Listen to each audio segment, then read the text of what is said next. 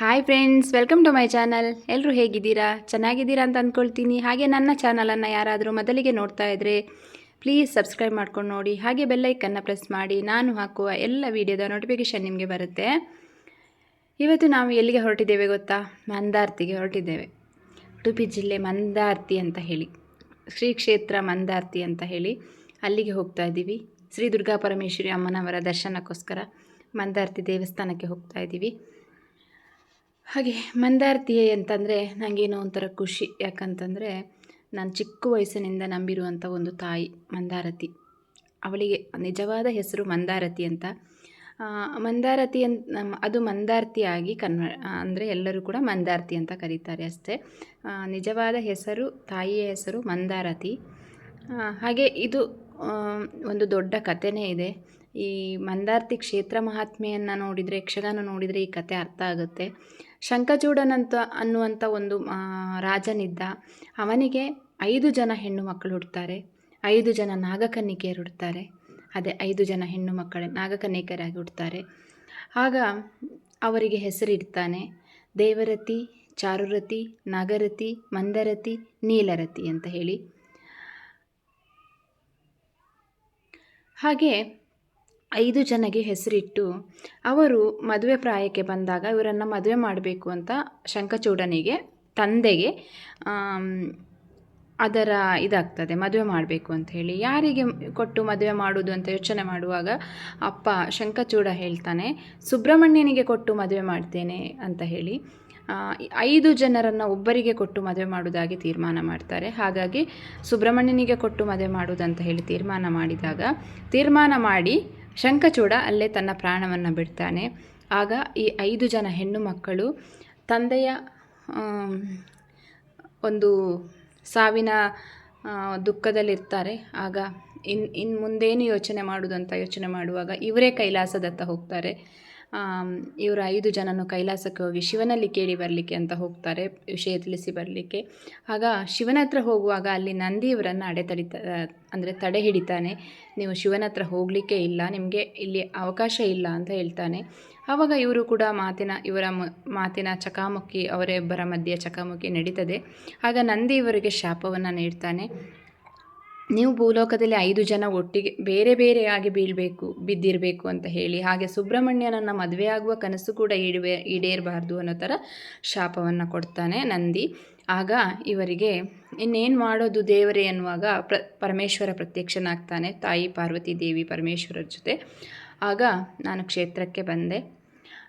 ಅಲ್ಲಿ ತಾಯಿ ಹತ್ರ ಇವರು ತಮ್ಮ ಕಷ್ಟವನ್ನು ಹೇಳ್ಕೊಳ್ತಾರೆ, ನಂದಿ ಈ ಥರ ಮಾಡಿದ ಅಂಥೇಳಿ.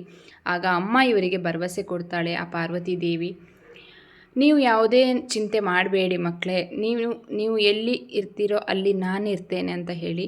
ಹಾಗೆ ಸುಬ್ರಹ್ಮಣ್ಯನ ಒಂದು ಸಾನ್ನಿಧ್ಯ ಇರ್ತದೆ ಅಂತ ಹೇಳಿ ತಾಯಿ ವಾಗ್ದಾನವನ್ನು ಕೊಡ್ತಾಳೆ.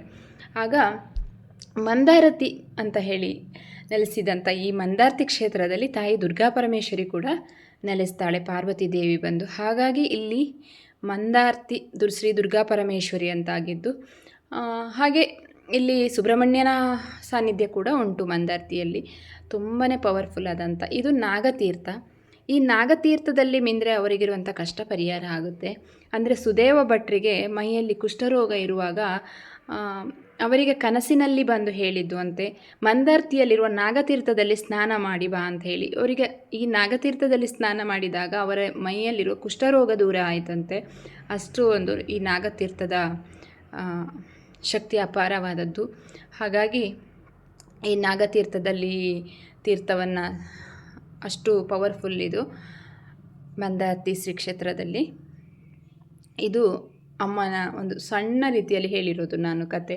ಇದು ಮಂದಾರ್ತಿ ಕ್ಷೇತ್ರ ಮಹಾತ್ಮೆಯನ್ನು ನಾವು ಯಕ್ಷಗಾನದಲ್ಲೇ ನೋಡಿದಾಗ ಅದರ ಸಂಪೂರ್ಣ ಇದು ನಮಗೆ ಅರ್ಥ ಆಗುತ್ತೆ. ಅಷ್ಟು ಚೆಂದ ಇರ್ತದೆ ಅದು ಕತೆ ಕೇಳಲಿಕ್ಕೆ ಕೂಡ.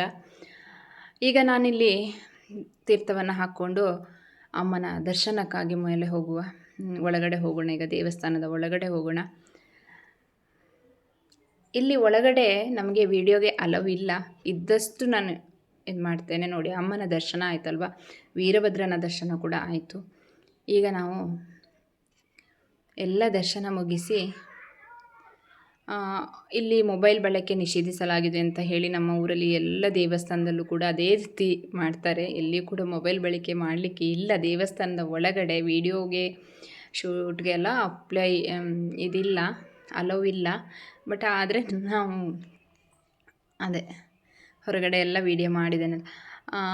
ಇದು ನೋಡಿ, ನಾವೀಗ ಅಲ್ಲೆಲ್ಲ ಪೂಜೆ ಮುಗಿಸಿ ಹರಿವಾಣೆ ನೈವೇದ್ಯ ಕೊಟ್ಟು ನಾನೀಗ ಊಟಕ್ಕೆ ಬಂದೆ. ದೇವಸ್ಥಾನದ ಅನ್ನಪ್ರಸಾದ ಅಂದರೆ ತಾಯಿಯ ಅನ್ನಪ್ರಸಾದಕ್ಕೆ ಬಂದ್ವಿ. ನಿಮಗೆ ಬೊಫೆ ಬೇಕಾದರೆ ಆ ಕಡೆ ಇದೆ, ತಟ್ಟೆಯಲ್ಲಿ ಕೊಡ್ತಾರೆ. ಬಟ್ ನಾವು ಎಲೆ ಊಟಕ್ಕೆ ಕೂತಿದ್ದೀವಿ. ದೇವಸ್ಥಾನದಲ್ಲಿ ಒಂದು ಎಲೆ ಊಟದಲ್ಲಿ, ಆ ಬಾಳೆ ಎಲೆ ಊಟದಲ್ಲಿ ಊಟ ಮಾಡೋದುಂಟಲ್ಲ, ಅದು ತುಂಬ ಖುಷಿ ಕೊಡುತ್ತೆ ಮನಸ್ಸಿಗೆ. ಅದಕ್ಕೋಸ್ಕರ ನಾನು ಎಲೆ ಊಟಕ್ಕೆ ಕೂತ್ಕೊಂಡಿದ್ದೇನೆ. ತಟ್ಟೆಯಲ್ಲಿ ನಾವು ಯಾವಾಗಲೂ ತಿಂತೇವಲ್ವ ಬೊಫೆ ಅಂತಂದರೆ, ಹಾಗಾಗಿ ಈಗ ನಾವು ಪೂಜೆ ಎಲ್ಲ ಮುಗಿಸಿ ಊಟ ಮುಗಿಸಿ ನಾನಿಲ್ಲಿಂದ ಹೊರಡುವ ಸಮಯ. ಯಾರು ಈ ಮಂದಾರ್ತಿ ಕ್ಷೇತ್ರಕ್ಕೆ ಭೇಟಿ ಕೊಟ್ಟಿಲ್ಲ, ಒಮ್ಮೆ ಈ ಮಂದಾರ್ತಿ ಕ್ಷೇತ್ರಕ್ಕೆ ಭೇಟಿ ಕೊಟ್ಟು ಈ ತಾಯಿಯ ದರ್ಶನ ಮಾಡಿ ಅವಳ ಅನುಗ್ರಹಕ್ಕೆ ಪಾತ್ರರಾಗಿ ಅಂತ ಕೇಳ್ತೇನೆ. ಹಾಗೆ ಕೊಲ್ಲೂರು, ಉಡುಪಿ, ಕೊಲ್ಲೂರು ಎಲ್ಲ ಟ್ರಿಪ್ ಬರುವವರು ಇಲ್ಲಿ ಮಂದಾರ್ತಿ ಕ್ಷೇತ್ರಕ್ಕೆ ಕೂಡ ಬಂದು ಹೋಗಿ. ತುಂಬಾ ಚೆನ್ನಾಗಿದೆ, ಆ ತಾಯಿಯ ದರ್ಶನ ಪಡೆಯಿರಿ.